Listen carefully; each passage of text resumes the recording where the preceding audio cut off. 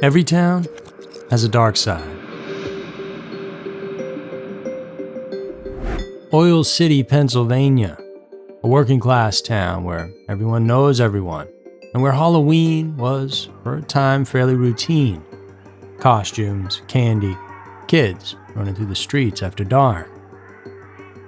But in 1992, something happened here that changed the town forever. An event so disturbing and real that for the next 16 years, Halloween itself was erased. The memories it brought were too intense and terrifying to keep the tradition going. And at the center of it all, an 11-year-old girl who never made it home. And what happened to her is just about as senseless as any crime can get. Hey guys, it's Andrew, and welcome back to another episode of Every Town, where today we're headed over to PA, diving into the story of Shauna Howe, the little girl whose murder killed Halloween.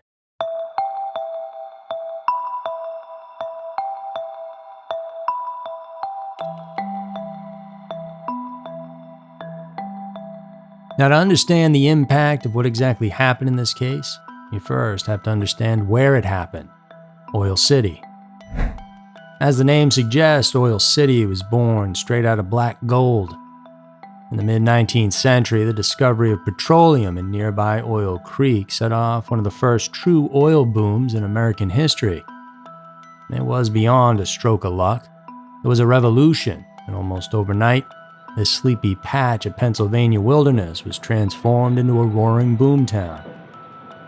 Oil derricks dotted the hillsides, and the smell of crude hung in the air, and fortunes were made just as quickly as they were lost. With the oil came infrastructure: railroads, refineries, and eventually steel. The city's economy diversified, and jobs multiplied, and a new middle class took root. By the early 20th century, Oil City was thriving, home to over 22,000 residents. Neighborhoods sprang up to house oil barons and factory workers alike. Schools, churches, and shops gave the town a heartbeat. The streets there buzzed with energy, and for decades, Oil City stood as a symbol of American industry and opportunity. But like many towns tied to single industries, its prosperity wasn't built to last. By the late 1980s and into the 1990s, the tide had really turned here. The American steel industry collapsed under the weight of global competition and automation. Oil refineries consolidated or shut down entirely. And from there, factory after factory closed its doors, leaving behind empty buildings and unemployed workers.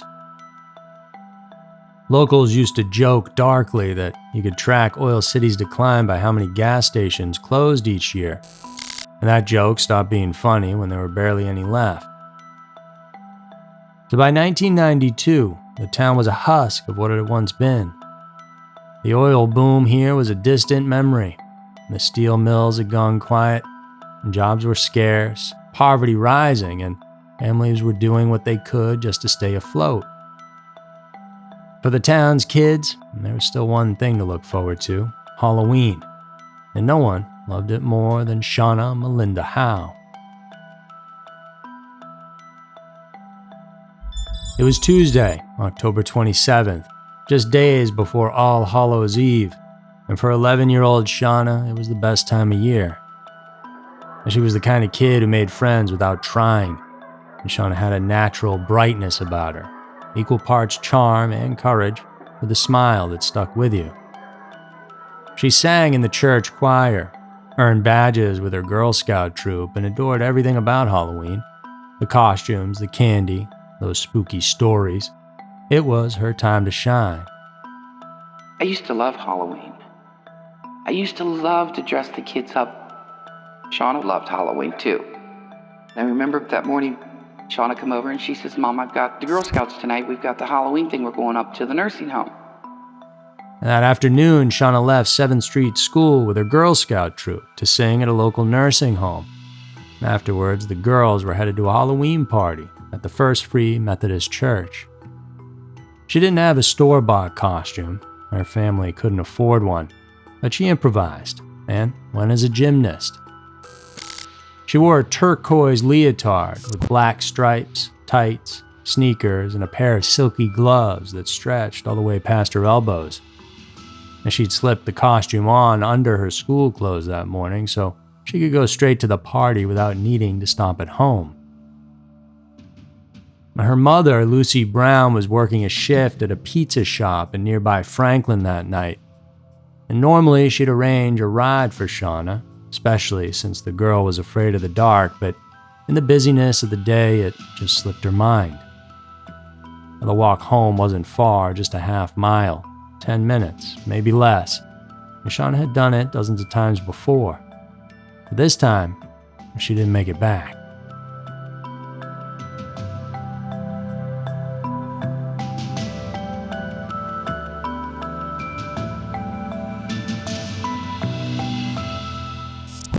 At 8:30 p.m., Lucy's partner, John Brown, realized something was wrong. Shauna should have been home an hour earlier, so he got in his car and drove up and down the streets, retracing the route she could have taken from the church to their home. Nothing. He checked inside the church, but the party was over, and the other kids had long since gone home. And by 9:30, Lucy called home for the second time to check in, but Shauna still hadn't returned. And that's when the reality began to set in that there was a real problem.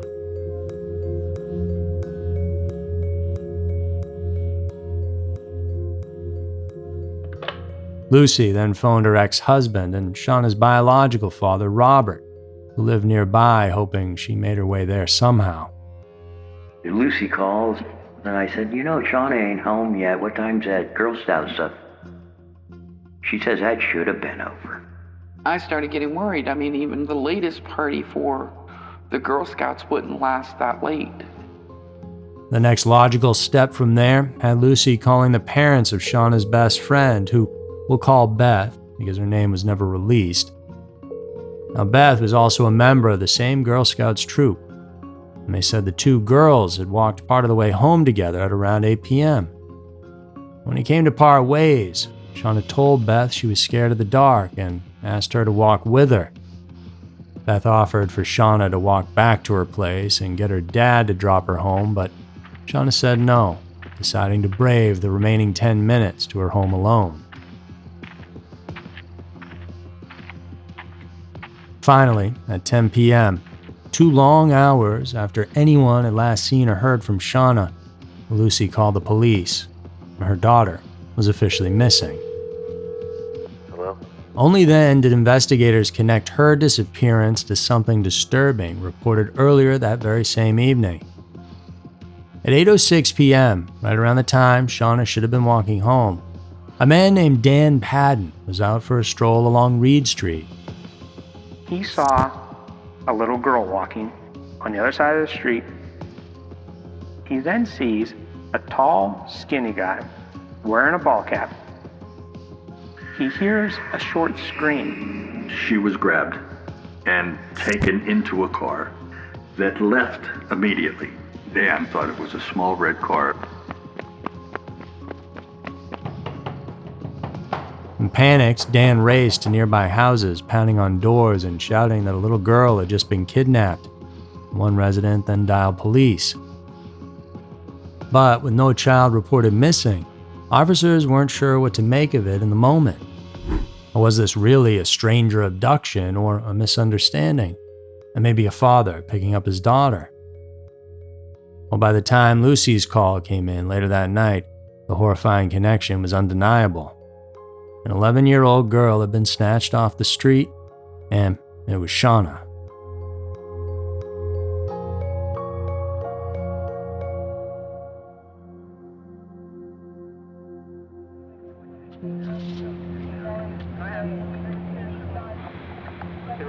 Oil City police scrambled, and roadblocks went up, and every station within 100 miles was alerted, and troopers fanned out across the region. Volunteers poured out into the streets, friends, neighbors, even strangers, scouring alleys, backyards, and patches of woods with flashlights cutting through the October dark. By morning, the entire town knew Shauna Howe was gone. And no matter what the outcome, Oil City would never be the same. And 2 days later, on October 29th, search parties pushed beyond the city limits. And Shauna's uncle Keith led one group toward Coulter's Hole, a secluded swimming spot teenagers favored when the weather was warm. As they crossed an abandoned railway bridge, one searcher glanced down into the creek bed. A flash of turquoise caught his eye. It was Shauna's leotard. Her stepfather confirmed it at the scene, and police swarmed. Volunteers combed the woods, but Shauna was nowhere in sight. The next morning, October 30th at 9 a.m., a camper walked beneath that same railway trestle. And he said, I just walked out on the bridge, and I looked on, and there she was. She wasn't there the day before, because we were out there. And it was Shauna. She was dressed in shorts, knee-high socks, and a short-sleeved t-shirt, twisted inside out and backwards. Lucy confirmed the shirt and shorts were Shauna's, but the socks, she had never seen them before. Shauna had no shoes on. Her bare feet were partly submerged in the shallow stream below the trestle. And by the looks of it, she had been thrown from that bridge, a 30-foot drop. The autopsy confirmed the cause of death, blunt force trauma to her head and chest.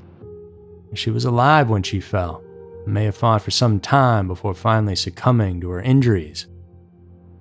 Her knees were scraped raw, consistent with being forced against a rough flooring surface, evidence she had been held captive before the end and had unthinkable acts forced upon her. Her sneakers were later found on the bridge above, almost deliberately staged. Nearby, investigators uncovered a lollipop wrapper and an abandoned campsite, small, sinister details that made the horror feel even more deliberate. And for Oil City, the discovery shattered any sense of safety, and the town was shaken to its core. As Shauna's disappearance shifted into a homicide investigation, Halloween was of course officially canceled. Instead of costumes and candy, hundreds of residents gathered for a silent candlelit vigil in her memory. And the whole thing left such a deep scar that for the next 16 years, trick-or-treating after dark was banned in Oil City entirely. One resident later recalled, "The fear was constant, but we didn't let our kids out of our sight. We kept the doors locked. Halloween was over." Shauna's murder didn't just devastate her family, it robbed an entire generation of their childhood traditions. The police were able to pull DNA evidence of the perpetrator from Shauna's clothing, but there was no match in any database. At the time, in the previous 15 months, Oil City had already seen 3 homicides, each committed by a family member. Investigators, wary of history repeating itself, then collected DNA from every male in Shauna's family, even her 12-year-old brother. All that came back negative. So they then turned their focus outward, relying on that witness description and some leads that flowed in because of that. Somebody called in and said that the description fit the guy named Ted Walker. Ted Walker met Shauna at the pizza shop. If Walker was working, for some reason he'd always want to give the girls a hug. And the girls would run from Walker so that he couldn't touch them. We know he's familiar with the family and that he had a small red car. But his DNA didn't match. And 2 doors down from the Reed and West First intersection lived Michael Kirkowitz. The day after Shauna's body was found, he abruptly fled town. Suspicious, of course, but in the end, a dead end. And so from there, the tips started to get stale. Years slipped by, and fear settled over Oil City like a fog. The streets here grew quiet at night, and doors stayed locked, and the case went cold. That is, until 1995.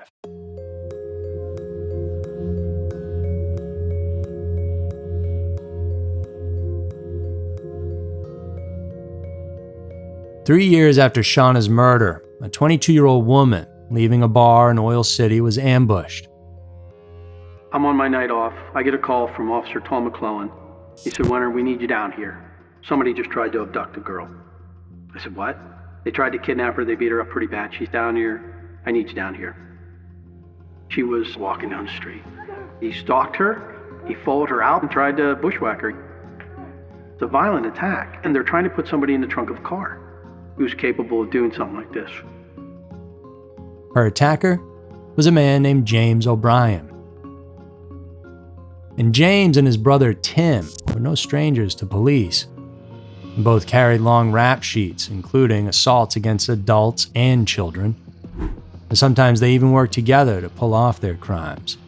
A couple of very bad apples in a town just trying to survive. James was convicted of the attempted kidnapping that night and sent to prison. And Tim at the time was already behind bars for plying a 16-year-old girl with alcohol and taking photos of her. Naturally, suspicion then turned toward the O'Briens in Shauna Howe's case. But investigators hit a wall because both brothers were supposedly in custody the night Shauna was killed. Case closed, at least on that lead. Except that no one ever bothered to double-check that. So I asked Chuck Daly, hey, Chuck, do you ever look at the O'Briens? And Chuck said, yeah, they were in jail. They couldn't have done it. That's when I realized I had never seen a report documenting that they had been in jail on the night of the abduction. So that's when I get a hold of Trooper John McClay, who was a friend of mine. I told him, I'd like for you to get down and check if the O'Briens were in jail when Shauna was abducted. And then he came back to me and said, Rick, they weren't there. They had bonded up. The O'Briens were very free the night Shauna Howe was murdered. When detectives revisited Shauna's case, more disturbing truths came to light. A faint shoe print was visible on her cheek, evidence of a violent assault. Yet, there were no ligature marks on her wrists or ankles. Investigators concluded she had likely been held captive without restraints, a chilling detail that suggested more than one perpetrator was involved. Detectives knew that if they could identify the source of the DNA found on Shauna, well, they would certainly have their killer. When Tim O'Brien was asked to provide his, he hesitated. He wanted a lawyer. Eventually, the sample was taken, and it came back negative. But his reaction left detectives unsettled. I mean, why the hesitation? By the early 2000s, advances in DNA testing gave investigators some new hope. And in January of 2002, a formal request was made for a sample from James O'Brien. The detectives had enough circumstantial evidence to get a judge to sign off. And this time, unlike Tim, there was no asking.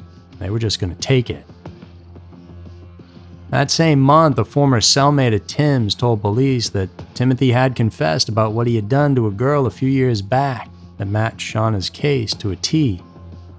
He boasted about forcing a girl from off the street and into the trunk of his car before throwing her from a bridge. By February of 2002, the results of James's DNA test came back, and this time there was no doubt. The DNA was his, and it matched what was found on Shauna and, tragically, inside of her as well. When confronted, James denied everything, and Tim clammed up and lawyered up. But investigators needed the full story because at this point, they believed the brothers hadn't acted alone. They didn't match the witness's description from the night of the abduction. So, detectives turned their attention back to a familiar name, Ted Walker. You remember the pizza guy who liked to get pretty handsy with the local girls. What they found out was not only was he known to Shauna, who thought he was a creep, but the O'Brien brothers had been staying at his place right around the time of her abduction.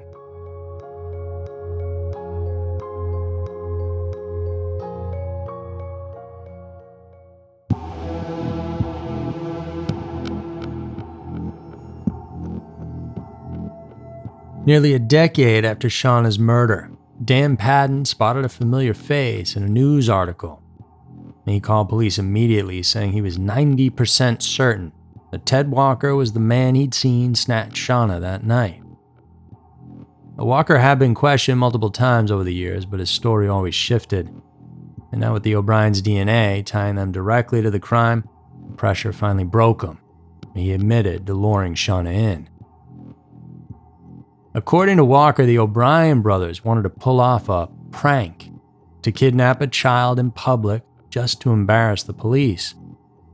Walker said he approached Shauna, asked her for a hug, and then handed her over to Tim, who forced her into their car. Walker insisted that he went straight home afterward and never saw her again. Investigators, though, didn't believe him. Under questioning, with all the evidence laid out end to end in front of him and the weight of more than a decade of hiding his secrets, Walker realized his lies had finally caught up to him. And his best option was to strike a deal, so he pled guilty to kidnapping and third-degree murder, agreeing to serve 20 to 40 years in prison. In exchange for testifying against the O'Brien brothers, Walker avoided the harsher charges of first or second-degree murder and charges that could have meant life in prison or even the death penalty. In 2004, James and Tim O'Brien were formally charged with murder, kidnapping, and conspiracy. In court, Ted testified that the brothers had long fantasized about abducting a child on Halloween night, snatching someone in plain sight just to ensure police attention. As the holiday drew near, their talk of the plan grew more frequent and more intense. On October 27th, 1992, Ted drove to the A-Plus convenience store for coffee and a pack of smokes. And there, he says he spotted the O'Briens in one of their fixer-upper cars, a red Chevy Chevette they had taken without permission. Suspicious, he followed them to the intersection of West 1st and Reed Street, where both cars pulled over. When Ted approached, the brothers told him they were ready to go through with the plan that night, and they didn't care who the victim was. And just then, 11-year-old Shauna Howe appeared. Wrong place, wrong time, walking alone down the dark street she had always been afraid of. And Ted approached her, asking if she was selling Girl Scout cookies. He then asked for a hug, and as she stepped closer, he scooped her up and shoved her towards Tim, who stood at the open passenger door of the Chevette. And James was already behind the wheel. The front seat had been pulled forward, leaving just enough room for the man to push Shauna into the back. Once the brothers had her inside, Ted circled the block in his own car. By the time he returned, the Chevette was gone. He stopped for more coffee and a loaf of bread, then headed home. Minutes later, the O'Briens arrived at his house with Shauna in their arms. And they carried her upstairs while Ted stood in the kitchen preparing dinner for his son. He later claimed he thought it was still just a joke, and that Shauna would be returned safely, but then he heard the sound of a girl crying from upstairs. Once they got upstairs, I heard her screaming, struggling. Leave me go, get off me. We picked Halloween night. It was only supposed to be a prank. What happened, I think, is they assaulted her upstairs. Then they left, and that's when they went out to Coder's Hole. But this bodysuit, I think they took her and they assaulted her again. After that, Ted grabbed his child and left the house. When he returned later that night, the O'Briens and Shauna were gone. Later on that evening, the O'Brien brothers returned to Ted's house, only this time without Shauna. Ted said that he threw them out after that, fearing that they might have done something terrible. But few believed his story. You're probably one of them. Sounded more like he was trying to show everyone that he wasn't the bad guy in all this, rather than his story being the actual truth. The defense argued exactly that Ted Walker was the real killer, spinning lies to save himself. Prosecutors, however, had hard evidence on their side. The DNA, and they had a jailhouse confession in which Timothy O'Brien allegedly admitted to throwing the girl off the bridge. And so, After 2 weeks of testimony and 17 hours of jury deliberation, the verdict was read. On October 18, 2004, nearly 12 years after Shauna Howe was murdered, James and Tim were found guilty and they were sentenced to life in prison. And Ted Walker went to prison too, but for the amount he pled to.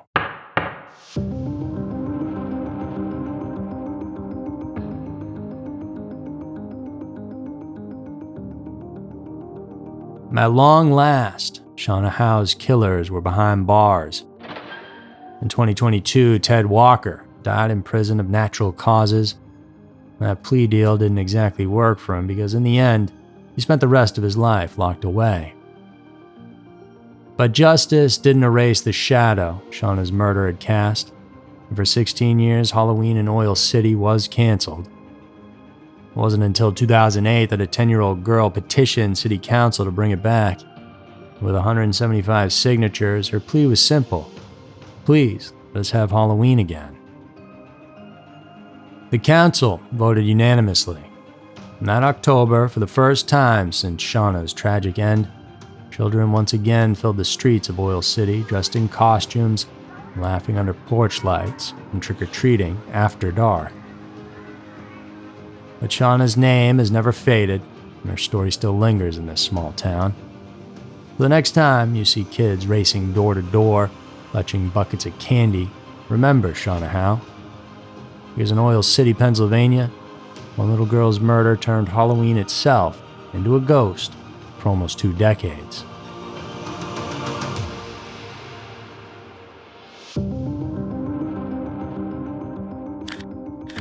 And so that's a wrap on today's episode of Every Town. Thank you so much for tuning in.